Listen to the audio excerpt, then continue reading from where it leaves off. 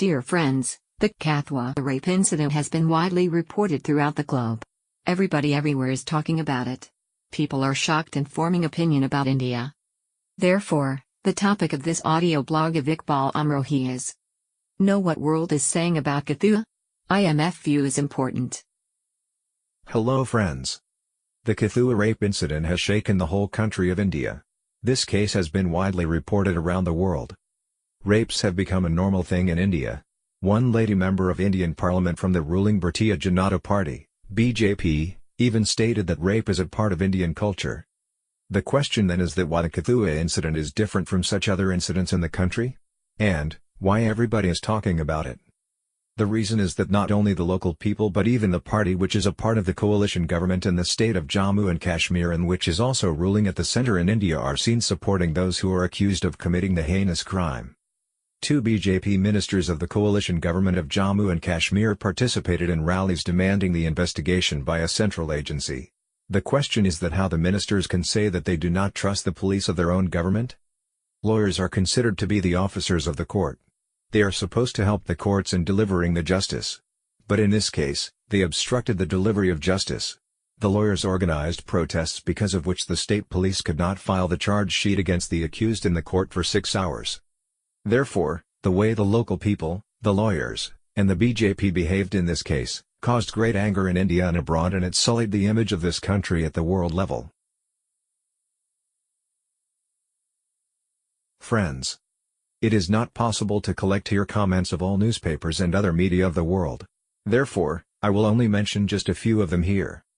The Washington Post of America wrote a story, on April 11, 2018, titled, "An 8-year-old's Rape and Murder Inflame Tensions Between Hindus and Muslims in India." Asifa's death has brought anguish to Kathua, the small town where she was killed. But it has also brought division. Asifa's case is the latest example of India's religious friction, as some denounce sexual violence and demand justice for Asifa's family, others demand justice for the men accused. The 8 men accused in connection to the rape and murder are Hindu. Asifa was a Muslim nomad, part of the Bakarwal tribe. Asifa's father, Muhammad Yusuf Pujwala, told the New York Times that he believes his daughter was killed by the Hindu men for the sole purpose of driving her people away. To add to the volatility of Asifa's case, police say she was killed in a Hindu temple, and that the temple's custodian plotted her death as a way to torment the Bakarwals. A mob of Hindu attorneys tried to physically stop police from filing charges against the men accused. The attorneys in a statement argued for a federal investigation, stating that the government had failed to understand the sentiments of the people. Police still managed to complete the paperwork and charge the men, who include 4 policemen and a retired government official. The Dawn newspaper of Pakistan ran an Associated Press report, which said, the gang rape, torture, and death of a Muslim girl in Indian-controlled Kashmir has seen far different protests. Thousands of members of a radical Hindu group with links to the ruling party have marched to demand the release of the 6 men accused in the repeated rape and killing of the girl inside a Hindu temple. Hundreds of Hindu lawyers had protested that the men, 2 of them police officers, are innocent. There have always been differences between India's Muslim minority and Hindu majority in this constitutionally secular nation of 1.3 billion. Violence has flared sporadically over the decades since India gained freedom from Britain in 1947. Sparking bloody religious riots as the subcontinent was partitioned to create largely Hindu India and largely Muslim Pakistan. For the most part, though, day-to-day interactions between Hindus and Muslim have been largely peaceful.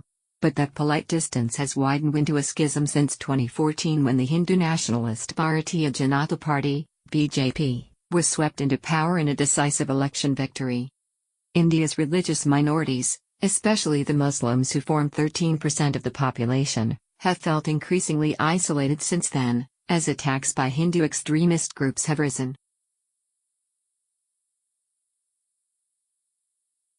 The BBC published an article on its website on April 14, 2018. The title of the article was, "Why Did India Wake Up So Late to a Child Rape and Murder?"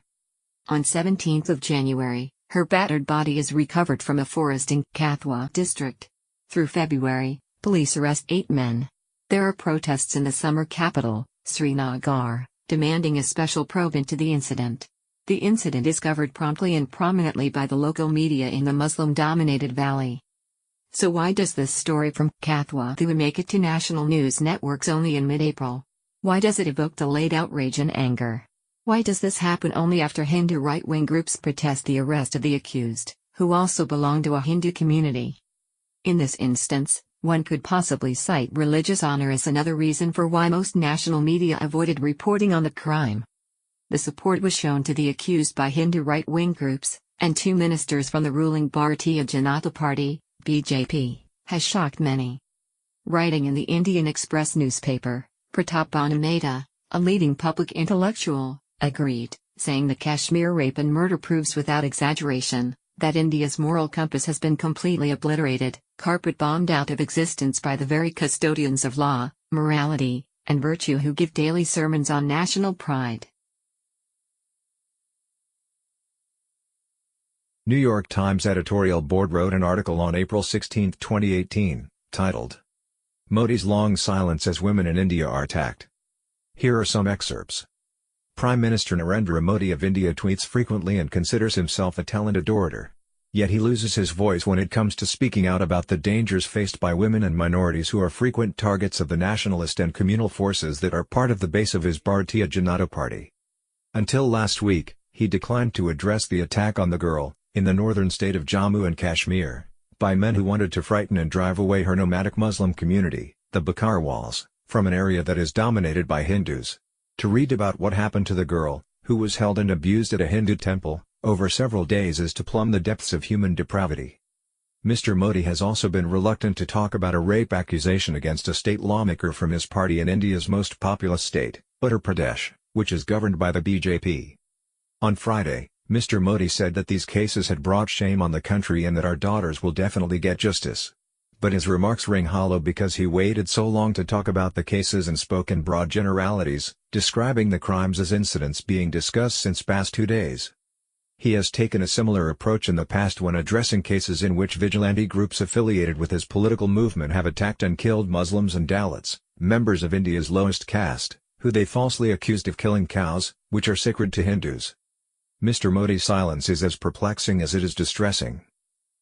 New York Times wrote yet another article on April 17, 2018. The article was written by Mitali Saran under the title, "What the Rape and Murder of a Child Reveal About Modi's India." It wrote, "India is sliding toward a collapse of humanity and ethics in political and civic life, as the recent reports of the rape and murder of an 8-year-old girl from a semi-nomadic Muslim community in the disputed state of Jammu and Kashmir reveal."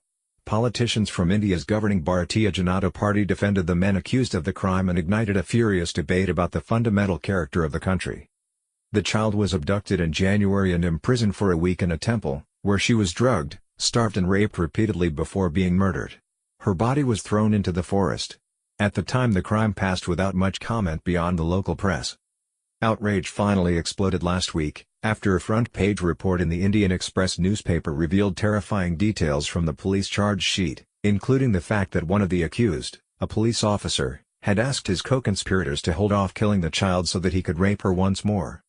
The charge sheet and other reports strongly suggested that this was not a random crime but one deliberately in line with the ugly sectarian politics playing out across India.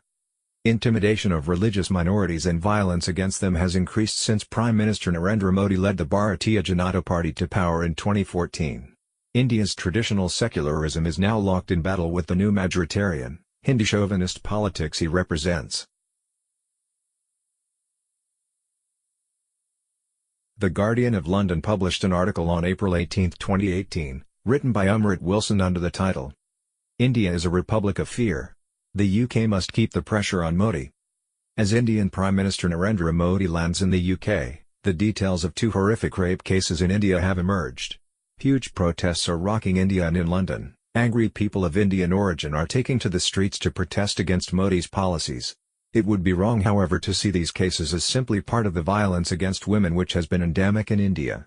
In Kathua, in Jammu and Kashmir state, an 8-year-old Muslim girl was abducted, drugged and brutally gang-raped and murdered in a Hindu temple by a group of men.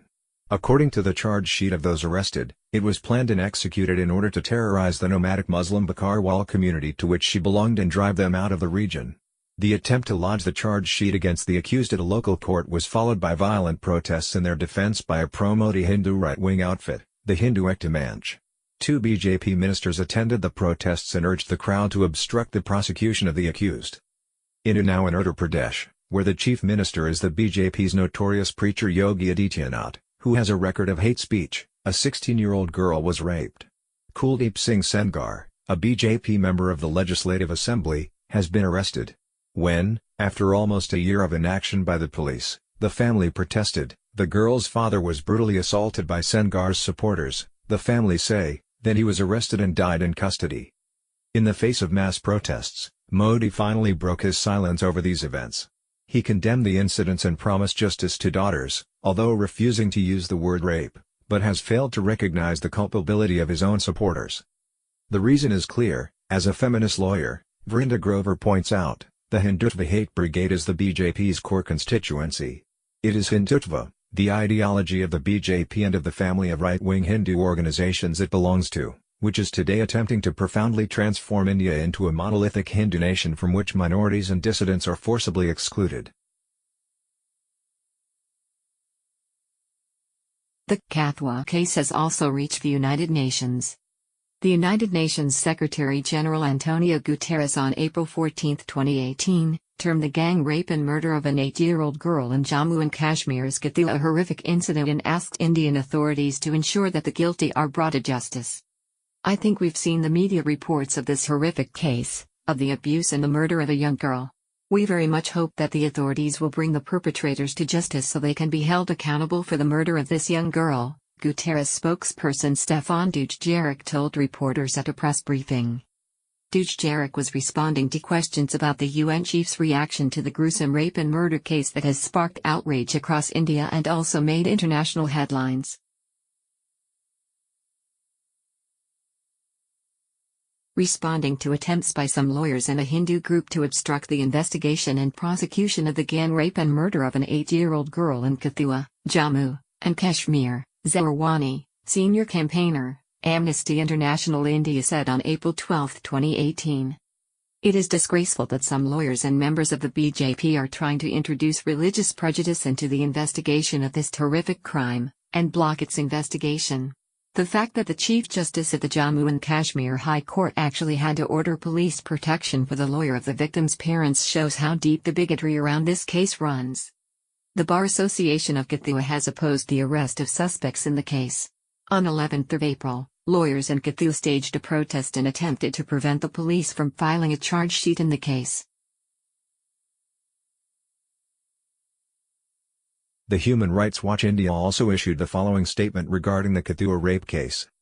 The Indian government has in recent years adopted significant legal reforms for sexual violence cases. But major gaps remain in implementation. Human Rights Watch has found that local authorities often try and protect powerful perpetrators, pressing victims to withdraw complaints. Even so, it is shocking that the lawyers in Kathua so blatantly tried to obstruct justice in this case. The BJP and its supporters have often spoken out strongly against sexual violence, even criticizing human rights groups who oppose the death penalty for convicted rapists. After the fatal gang rape of Jyoti Singh Pandey in 2012, where one perpetrator was a juvenile, the government ignored child rights activists and amended the law to prosecute as adults anyone over age 16 accused of heinous crimes like rape and murder. Yet too many BJP supporters seem willing to abandon their tough stand on sexual violence on the basis of religious prejudice. The police allege Asifa's rape and murder was part of an effort to drive the Muslim community away from the area. Yet, for the local lawyers and other BJP supporters, the Hindu suspects and the Muslim victim were grounds for blocking prosecution of the case. The BJP has often been accused of failing to protect religious minorities against attacks by its vigilante supporters. BJP leaders can start to put to rest those claims by publicly condemning any attempts to block justice for Asifa and encourage the Jammu and Kashmir government to enact and implement the Protection of Children Against Sexual Offences Act. A rally was held in New York on April 16, 2018 to condemn the rape incidents in Kathua and Unnao. The United for Justice rally, against the rapes in India was organized by Sadhana, coalition of progressive Hindus along with over 20 advocacy and civil rights groups, including Sakhi for South Asian Women, Women for Afghan Women, Turning Point for Women and Families, South Asian American Women's Alliance, Women's Islamic Initiative in Spirituality and Equality, Sri Shakti Mariamman Temple, Sri Lakshmi Narayan Mandir, Shani Bhavan Mandir, and ISKCON Sri Sri Radha Govinda, Brooklyn.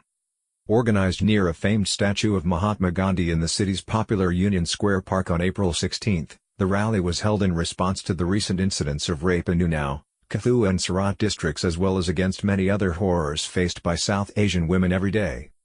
Participants in the rally held up pictures of the minor girl who was gang-raped by 6 men and then murdered in Jammu and Kashmir's Kathua. They were also protesting the rape of a teenage girl in Uttar Pradesh's Unnao. They carried placards and posters that read "Justice for our girls, silence is compliance," messages demanding marital rape be made a crime, calling for children to be educated about sex and abuse, changing the attitude toward women. International Monetary Fund Chief Christine Lagarde on April 19, 2018, called the Kathua rape incident revolting while appealing to Prime Minister Narendra Modi to pay more attention towards the security of women. "What has happened is just revolting. I would hope that the Indian authorities, starting with Prime Minister Modi, pay more attention because it is needed for the women of India," Lagarde said, during an interaction with reporters at the start of the spring meeting of the International Finance Organizations. However, the IMF chief clarified that it was her personal view and not that of the organization as a whole.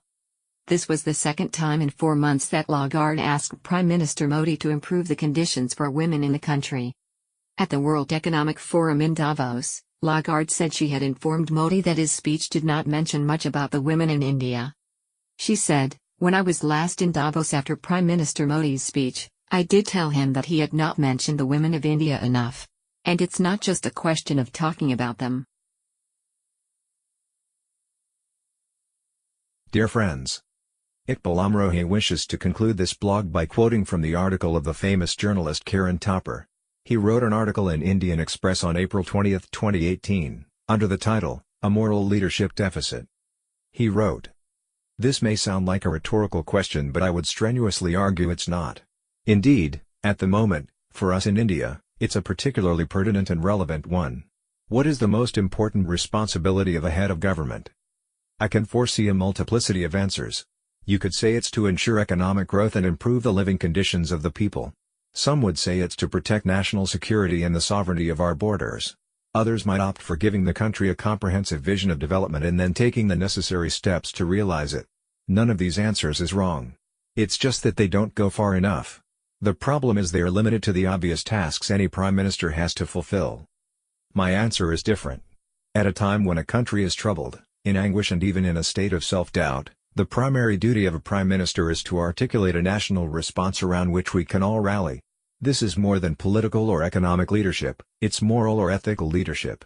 In fact, it's an attempt to salve wounds, heal hurt and pain, restore confidence and rebuild our belief in ourselves. Today, after the ghastly Surat, Unnao and Kathua rapes, India is a troubled country. In fact, I would go further. We face a moment of crisis, of a grave self-doubt. We're more than shaken and disgusted. How could we have done this? This is the question we keep asking but cannot answer. This is why we needed the Prime Minister to take a moral stand we could rally around. Eventually, he did, but only in generic terms. The specific and horrific details of Kathua and Unnao were not mentioned. More importantly, by the time he spoke, it seemed it had been forced out of him. It didn't feel like leadership. More like proof of his vacillation, even indifference. My conclusion is stark but simple. It's this moral dimension of leadership, often the most critical of all, that Modi either doesn't believe in or cannot rise up to." End quote. So, at the end of this blog, it is sadly said that the rape incidents, particularly the Kathua incident, have sullied the image of India globally. Thank you for watching. Please like this video. Please share this video. Your comments will help us make better videos. Please subscribe to our channel.